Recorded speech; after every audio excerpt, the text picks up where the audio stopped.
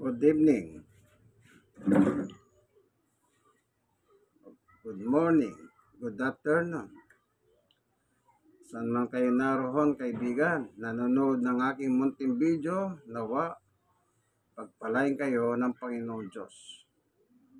Ano po? God is good all the time. Alam niyo po, sa buhay natin ito,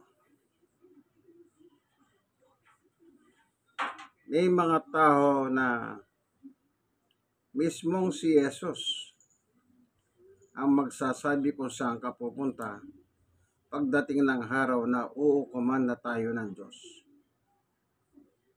Bakit si Jesus po ang magsasabi kung saan tayo mapupunta, o sa langit o sa impyerno? Wala pong purgatorio. Bakit po siya ang magsasabi? Ayon sa kasulatan, ginagamit ko, Poimen, ang Biblia ng mga pastor. Ang ginagamit ko pong Biblia ay meron nakalagay dito. Pero bago tayo papalahot, tayo muna ay manalangin. Panginoon Diyos, naming Ama na makapangyarihan sa lahat, minsan pa po, samahan mo kami ng aming pagbubulay ng iyong salita. Sapagkat ang iyong salita ay nasa Biblia, dapat namin basahin ito bulayin araw at gabi. Kagaya ng isang parabola sa Lucas 19 ay 16, 19 hanggang 31, na kung saan nandun po yung isang taong nagdurusa sa apoy ng pagdurusa. At nakiusap siya kay Abraham na kung mahari, pabalikin sa lupa si Lazaro upang kanya pong sabihan yung 5 kapatid nung nasa dako ng pagdurusa, upang hindi po sila mapahamak sa pagdurusang kanyang dinaranas na. Ang sagot po ni Abraham, hindi na pwede. Nandun naman ang kasulatan nila Moises at propeta. Ibig sabihin, dapat po kaming magbasa ng iyong kasulatan. Salamat po sa ngalan ni Jesus. Amen. Kaya, yun po ang aming papaksayin ngayon, Panginoon Diyos, yung tungkol po sa parusa na igagawad mo po sa tao.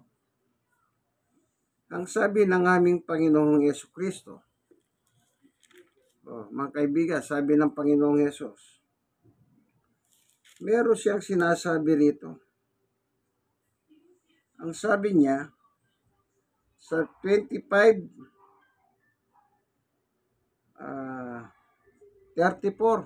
ng Mateo, kahit sasabihin ng hari, ang hari dito si Jesus, na sa mga kanan niya, ali kayo mga pinagpala ng aking Ama, pumasok kayo at tanggapin ang kahariang inihanda para sa inyo mula pa ng likhain ng daigdig. Sa kaharian sila papasok. Sino po ang nagsabi? Walang iba kundi yung hari. Sino yung hari dito? Mismo ang Panginoong Jesucristo ang hari.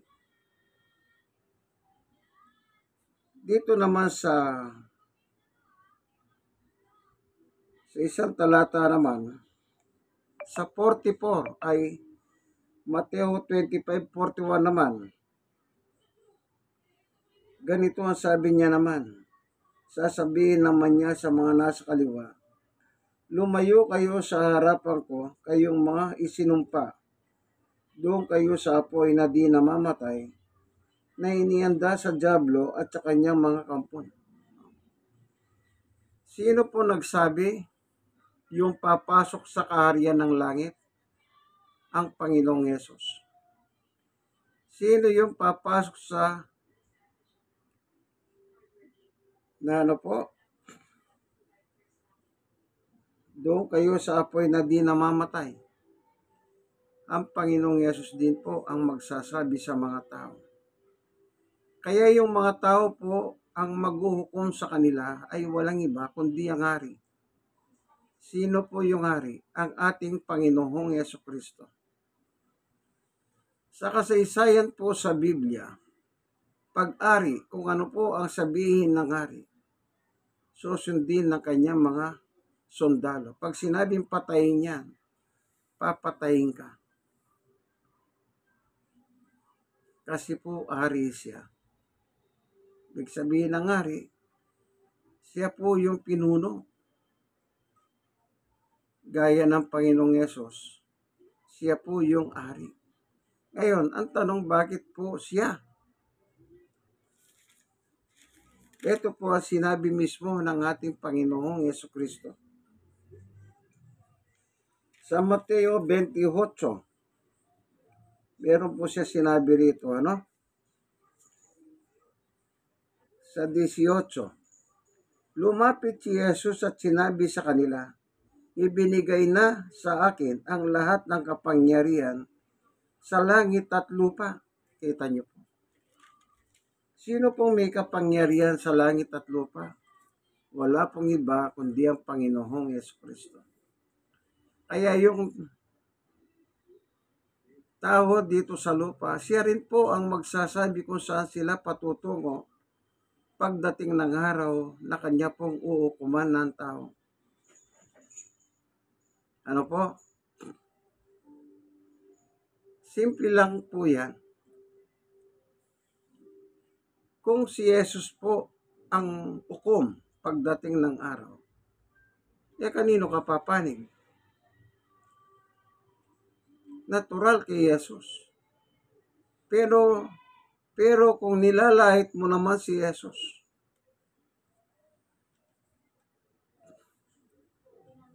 halimbawa, sabihin mo, ako yung isang mananampalataya kay Jesus.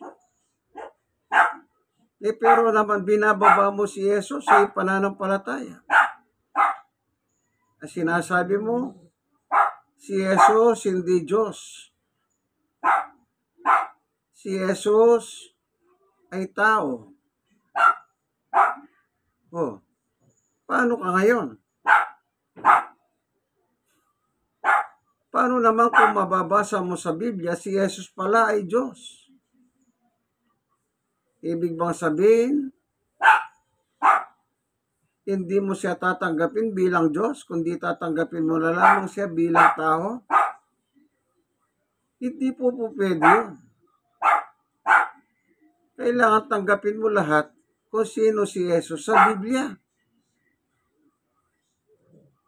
Tama. Ang sabi ni Jesus, ako'y tao. Paniwalaan mo. Pero paano po naman yung salita? Si Jesus ay Diyos. Hindi mo naman paniniwalaan. Hindi po pwede yun. Hindi pananampalataya yun. Ang tawag po ron, medya-medya. Kalahating totoo, kalahating kasinungalingan. Yan tamang pananampalataya po. Yung nakasulat kay Jesus, yun po lahat ang iyong paniwalaan. Yan po ang tamang pananampalataya sa Kanya. Kasi meron po siyang babala. Ito ginagawa ng iba't ibang reliyon ito. Pero sigurado kaya sila? Sila ay, hallelujah. Babasahin ko muna bago tayo magkomento.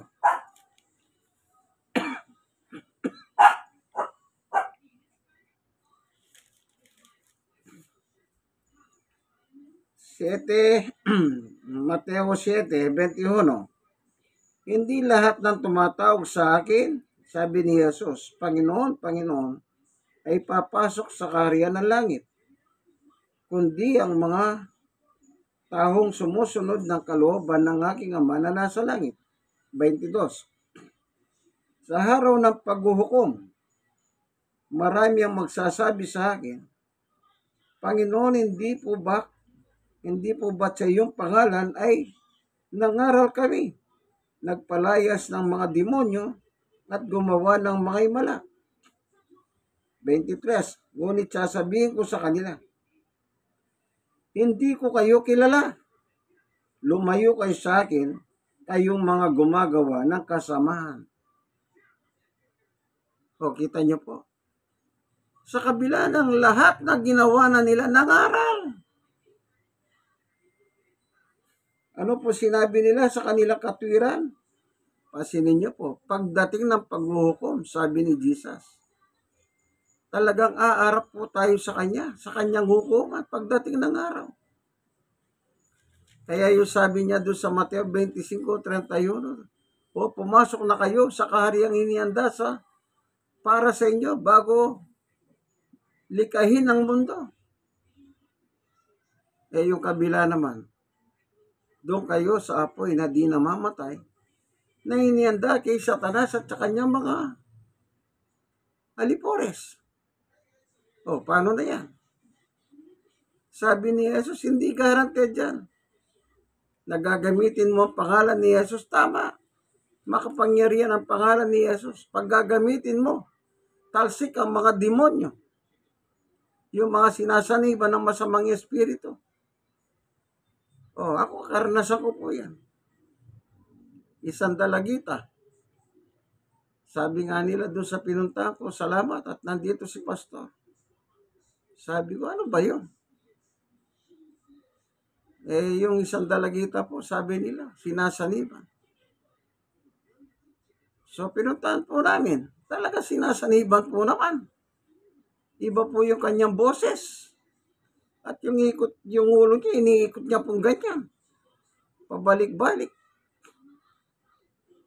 Kung normal kang bata, hindi mo naman gagawin yun eh. Naposes po yung bata. Nagtatrabaho po siya.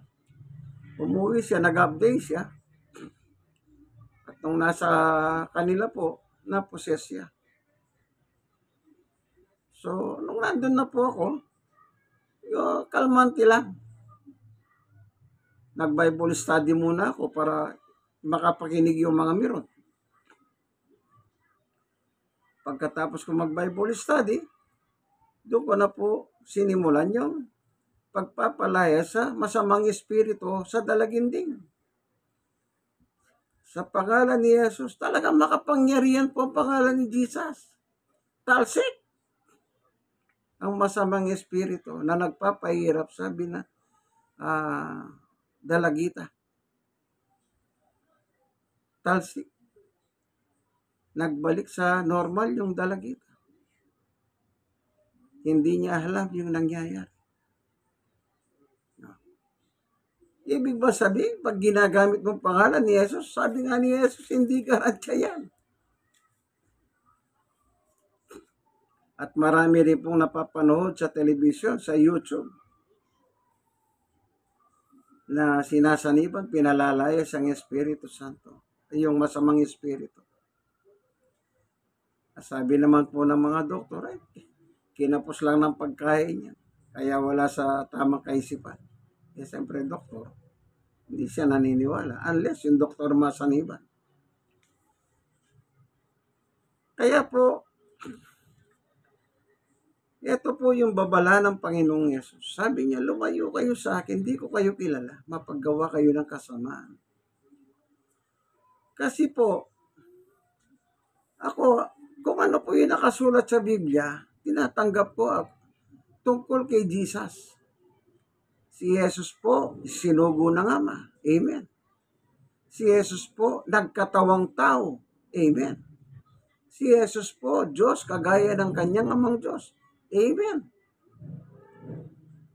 Si Jesus po, tinawag na propeta. Ang sabi ni Jesus, ako nga yan. Amen. Kung ano po yung nababasa sa Biblia tungkol kay Jesus, naniniwala ako. Nung sinabi niya, ako'y taong inyong gustong patayin, naniniwala din ako sa salita niya.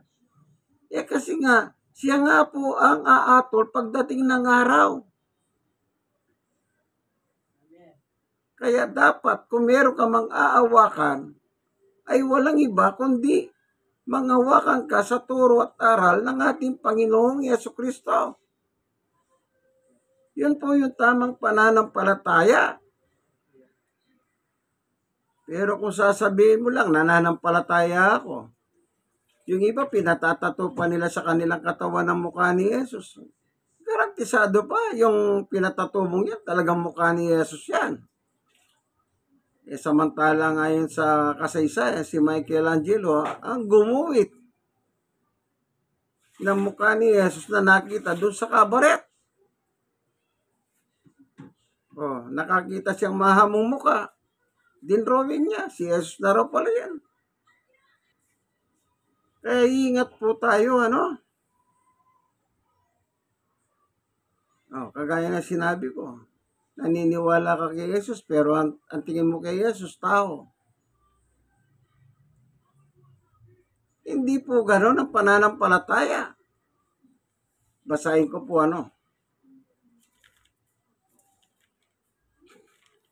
Ang tamang pananampalataya po, nasa Biblia rin. Hindi po pwedeng yun. Kaya nga po ina-advise ko sa inyo, magbasa kayo ng Biblia. Huwag lang kayong makinig sa mga nagtuturo.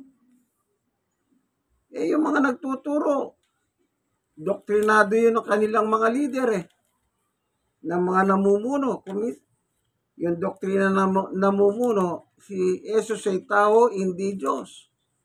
Tapos yung ministro ituturo, ganun din.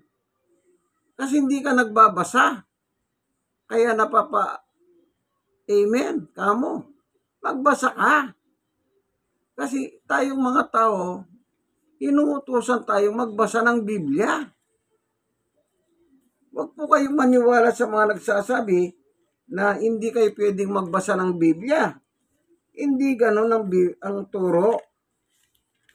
Ito, meron pong talata, babasahin natin. Sa Pahayag 1:3, pinagpala ang bumabasa ng aklat na ito, ang nakikinig sa propesiya nito at tumutupad sa nasusulat dito sapagkat malapit na itong maganap. Alin ang sabi po? Mapalad ang bumabasa. Kaya magbasa po kayo. Huwag po kayong lalabas ng mga huto-huto. Pag sinabing pula, ay pula nga kamo. Pag sinabing itim, ay oo, itim nga. Hindi po. Kaya magbasa kayo. Huwag kayong magpauto. Yung nagsasabing sila lang daw may karapatan magbasa. Huwag kayong maniwala doon. Ayun, binasa ko po 1:3 ng Pahayag. Meron ba nagsabi ron, kami lang ang magbabasa? Wala po. Kundi mapalad yung bumabasa. Hindi naman pwedeng tanggalin yung bumabasa. At ang ipalit mo, mapalad ang nakikinig. Hindi po pwede ganun. Di ba, bawas ka na. Mapapasama ka pa lalo. Ang tamang pananampalataya po, nakalagay din naman sa Biblia. 3:36 ng 1. Ang sumasampalataya sa anak, ibig sabihin kay Jesus, ay may buhay na walang hanggan. Hindi po ba napakaganda? Sasampalataya ka kay Jesus, may buhay na walang hanggan ka. Yun yung sinabi ni Jesus doon sa 25:31 ng Mateo, pasok na kayo sa kaharian ng aking Ama na inihanda para sa inyo bago pa likahin ang mundo.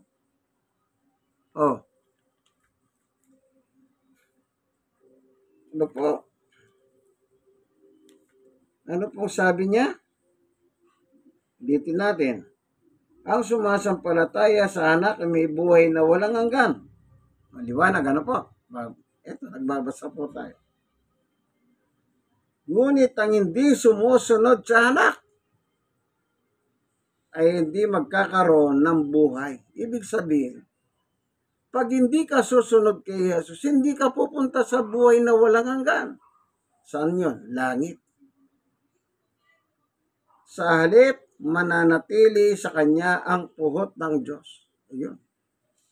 Habang nasa lupa ka, pag hindi ka sumusunod kay Jesus, dito pa lang sa lupa, galit na ang Diyos sa iyo. Napupuhot ang Diyos sa iyo. Pag hindi nagbago ang iyong stand, na natili ka sa kabubuhan mo, sa pagiging uto-uto mo, yan ang magdadala sa iyo patungo sa impyerno. Binigyan ka naman ng Diyos ng tamang isip, di gamitin mo naman. Nag-aaral ka, magbasa ka. Huwag kang maniwala sa mga ministro o kung sino man Poncio Pilato na nagsasabi, wala kayong karapatan magbasa, kami lang. Bakit? Sige, hanapan nyo ng talata sa Biblia na sila lang ang pwedeng magbasa. Kaya po hindi kayo pinababasa para patuloy kayong mahuto ng mahuto ng mahuto. Ano yan? Eh di uto-uto ka. Kawawa ka naman. Nang dahil sa iyong pagiging uto-uto, pupunta ka sa apoy ng impyerno. O kasama mo yung founder nyo. Yung ministro nagturo sa iyo. Magkita-kita kayo doon. Kasama nyo si Satanas. O gusto mo ba yon? Anong nakalagay? Yung sumusunod sa anak kay Jesus. Sino si Jesus? Siya ang ari na aatol sa lahat ng tao pagdating ng araw.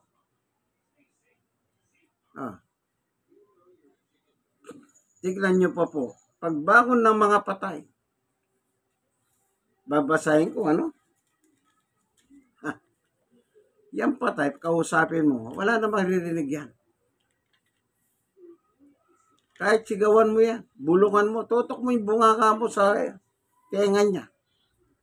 Wala na siyang patay. Pero yung nasa libingan po, hindi po ba patay yun? Yung pinagdiriwang ng piyesta ng mga patay, pagdating ng Nobyembre, 1-2. Tignan nyo po, ang ari. 1 by chapter 5 ng 1.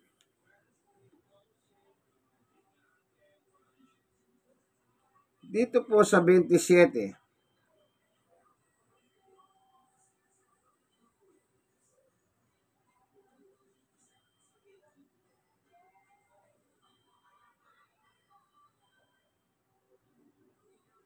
Ito po, babasahin ko ano. Dito po sa 1:5:27. Binigyan niya ang anak ng kapangyarihan umatol sapagkat siya ang anak ng tao. Ayun. Binigyan po siya ng Diyos, yung anak, si Jesus, na umatol. Yung anak ng tao, title po niya kasi pinanganak po siya ng isang tao na si Maria. Kaya ginagamit ni Jesus, anak ng tao. Sino ba ako na anak ng tao? Sabi niya. Nang tanungin ng mga apostol. Sabi ni Pedro, kayo daw po si propeta ganito, si propetang ganyan. O isa sa mga propeta. Ginamit niya yung anak ng tao bilang title. Kasi nakikita nga naman siya. At nakita siya na ipinanganak naman ng tao na si Maria. Kaya anak ng tao. So siya binigyan siya ng Diyos ng kapangyarihan. Anong sabi ni Jesus sa Mateo 18? Binigay na. Kapangyarihan sa langit at lupa. Sa Mateo ay 1:5:28 naman. Huwag ninyo itong pagtakan sapagkat darating ang oras na maririnig ng mga patay ang kanyang tinig. Yung patay ngayon, sa pagsabihan mo, wala na magagawa yun. Kahit sabihin mo, oy, papatayin kita, hindi rin kikabuo yun. Pero pagdating ng araw, maririnig po nila ang tinig ng hari na si Jesus.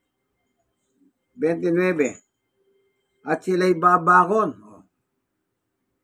Hindi pa mga patay na yan, babangon. Hindi sila natutulog, kagaya na natulog kang magdamag. Pagdating ng umaga, babangon ka. Hindi po. Kasi sa 28, ganito nakalagay. Huwag ninyo itong pagtakan sapagkat darating ang oras na maririnig ng mga patay ang kanyang tinig. 29, at sila'y babangon. Mga patay talaga. Lahat ng gumawa ng kabutihan ay babangon patungo sa buhay na walang hanggan. At lahat ng gumawa ng kasamahan ay babangon patungo sa kaparusahan. Sabi ni Jesus doon sa 7:21, 22, 23, hindi ko kayo kilala mga mapagawa ng kasamahan. Babangon pag namatay na sila, pagdating ng judgment day, babangon sila. Saan sila pupunta?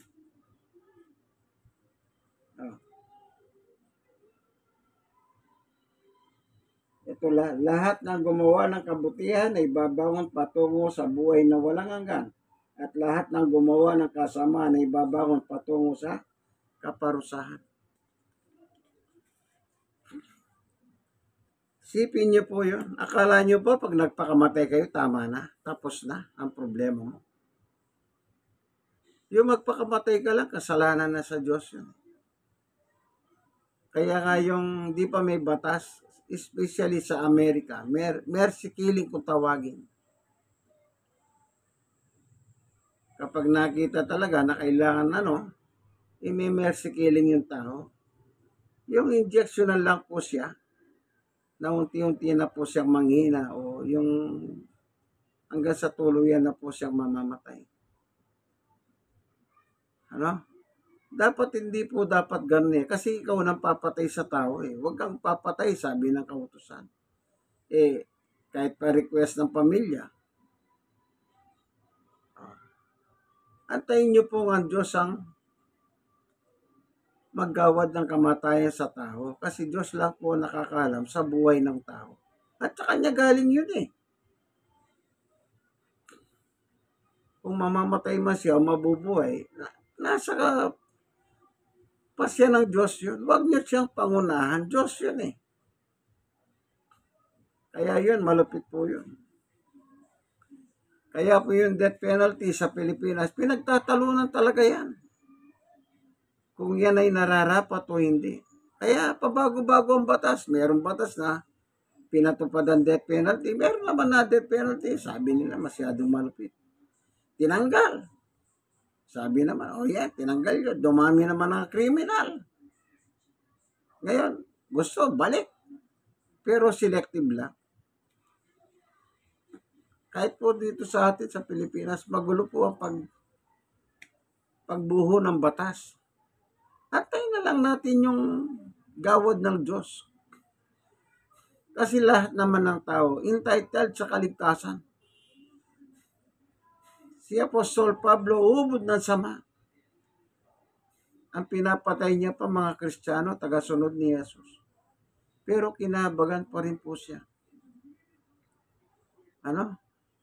Kung nagagalit na tayo, talagang galit na galit sa mga masasamang tao.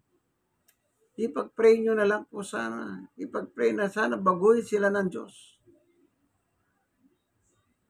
Na sana makita nila yung liwanag. Kaya yung tamang pananampalataya, nakabase din po sa Biblia. O kagaya ngayon. Ano yung bago lumabas na sabi ng Santo Papa ng Katoliko, si Pope Francis?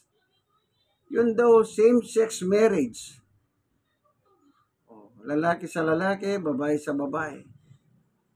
Yun namang babae, lalaki nagpapalit, para na siyang babae ngayon. Pero lalaki pa rin yun. At ang kanyang kapatner, lalaki naman. Sabi niya, karapatan din naman sila na basbasan sila. Pero hindi ibig sabihin marriage o union. Babasbasan lang. Ang dami na po pinagtatalunan. Kaya sabi nila, si Santo Papa, Antikristo. Siya nga po yung sinasabi nilang 666. Sabi po sa napapanood ko. Kaya yung lumabas yung bagong balita, meron ng karapatang basbas. Ayun.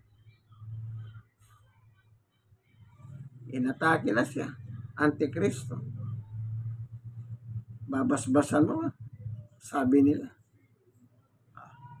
Iba-ibang paliwanag. Para makasigurado ka, tiyakin mo habang nabubuhay ka pa lang dito sa lupa. Tiyakin mo yung pananampalataya mo tama. Meron pa sinabi si Jesus. Tamang pananampalataya. Anong sabi niya po rito naman sa 15 ng 1?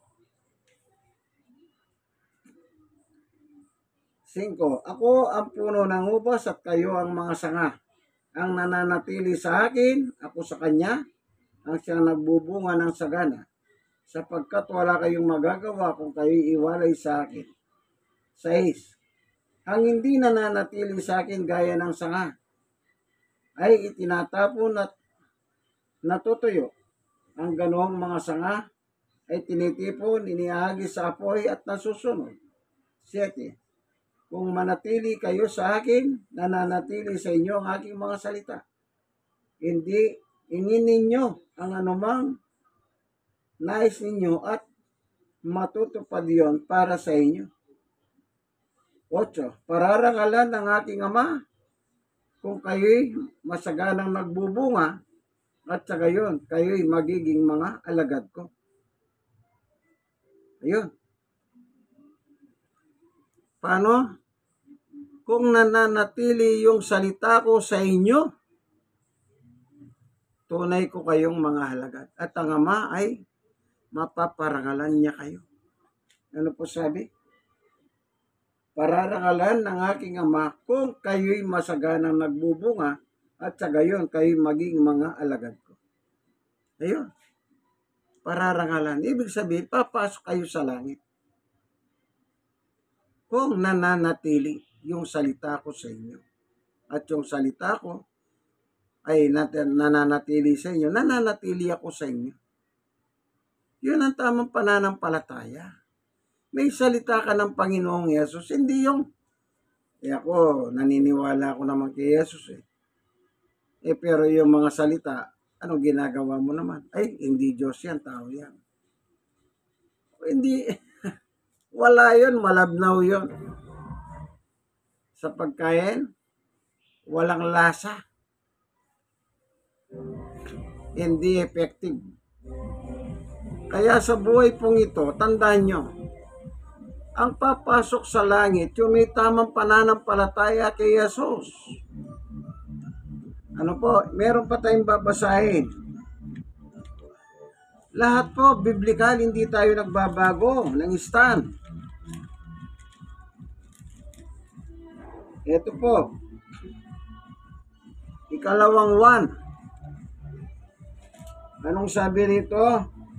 Sa 1:9, ang hindi nananatili sa turo ni Kristo, kundi nagdaragdag dito ay wala sa kanya ang Diyos. Sino mang nananatili sa turo ni Kristo, ay nasa kanya ang Ama at ang Anak. O yun.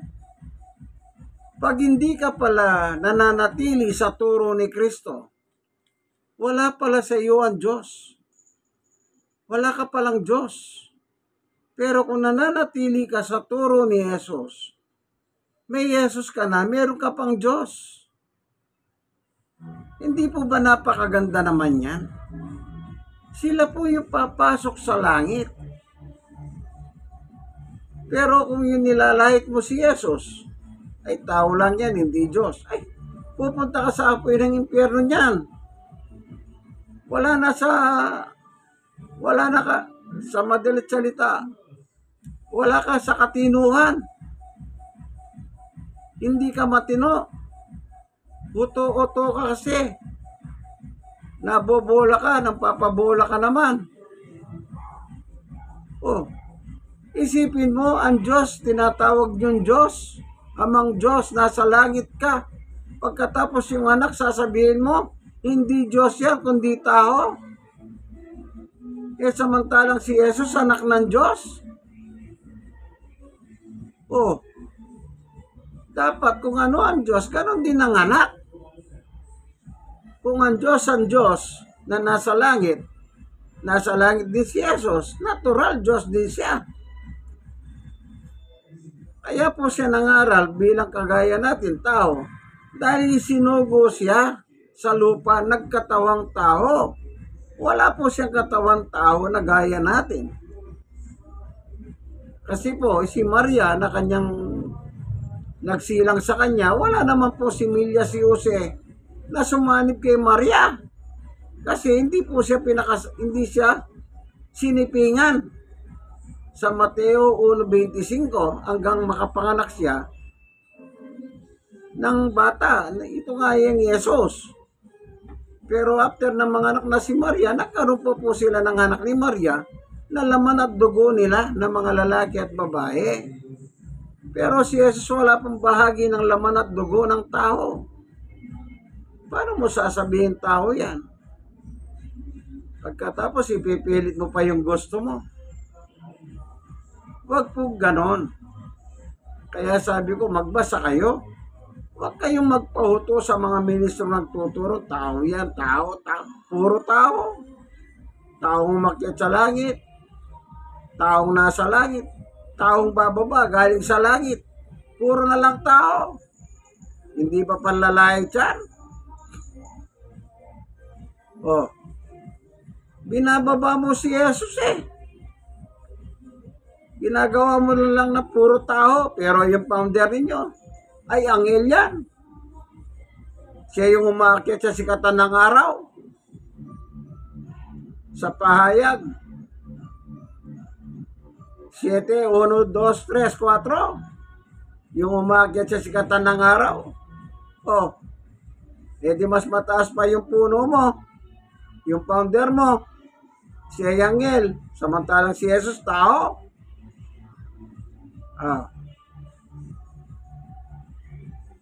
Mahina. Kaya po yan, tinalakay natin. May pupunta sa impyerno, meron pupunta sa langit. At ang nagsabi niya si Jesus. So, kung siya nga atol, naturalmente, yun ang sundin mo, yung salita niya. Para pagdating ng araw, hindi ka mahatulan papuntang impyerno. Yung sumusunod kay Jesus, hindi uto-uto yan. Hindi nagpapahuto. Nagbabasa yan. Si Jesus nga nagbasa ng Biblia, ng kasulatan. Tapos ikaw ayaw mo magbasa, naniniwala ka pa sa ministro na huwag kayong magbasa, kami lang ang may karapatan. Si Jesus nga nagbasa ng kasulatan Yung mga tao nagbabasa ng kasulatan. Hindi kaya, hallelujah. Kaya payo ko lang po sa inyo, magbasa naman po kayo.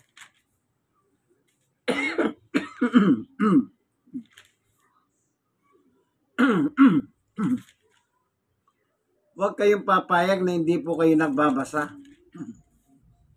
Ipakita nyo, karapatan nyo magbasa. Bakit pag uuli kayo ng pulis, pinipilit ninyo yung karapatan nyo sa pulis? Yung pulis, otoridad yun. Kaya nga sabi ng pulis, may karapatan kang manahimik, pero nananahimik ka ba? Halos magwala ka Itinatayo mo yung right mo. Hindi po ba ganon? Bakit yung ministro, hindi mo maitayo yung right mo sa kanya? Huwag kang magbasa, kami lang ang pwedeng magbasa. Kasi kami lang ang may karapatan. Ikaw naman, tatay-tahimik ka. Pinabobo ka ng mga ministro mo.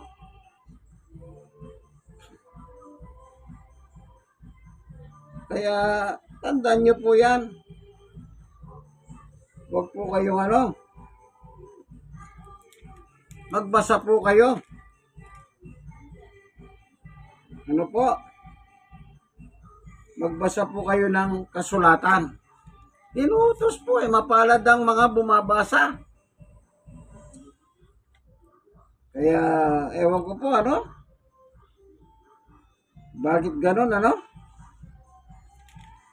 Huwag pong ganon. Magbasa po kayo ng Bible.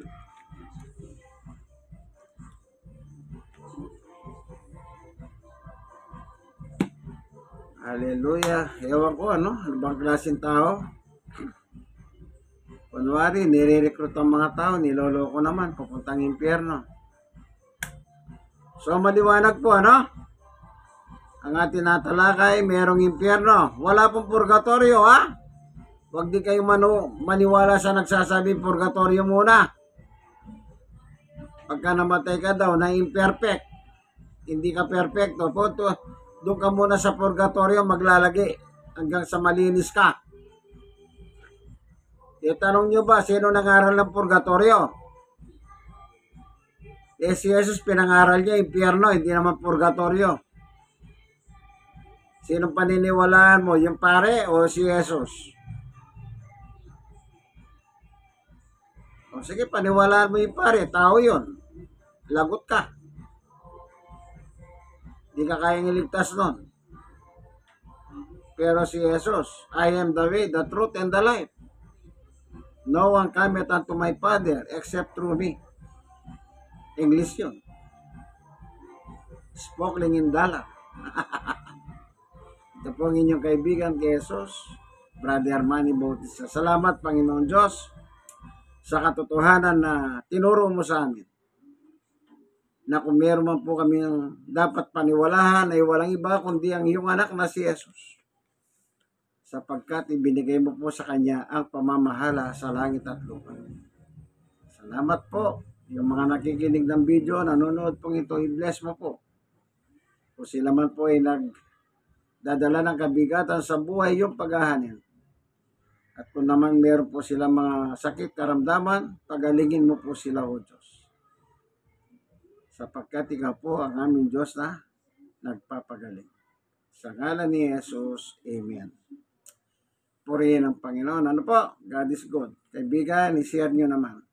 Yan po ang gusto kong lagi ko sinasabi, request. I-share nyo. Kayong mga nasira naman, i-share nyo rin po sa iba. Kayong mga nasira, i-share nang i-share.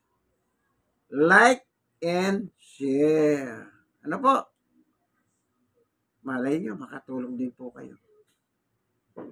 Hanggang dito na lamang po ang ating programa, ang tunay na pagbubunyag ng katotohanan o salita ng Diyos ayon sa Biblia.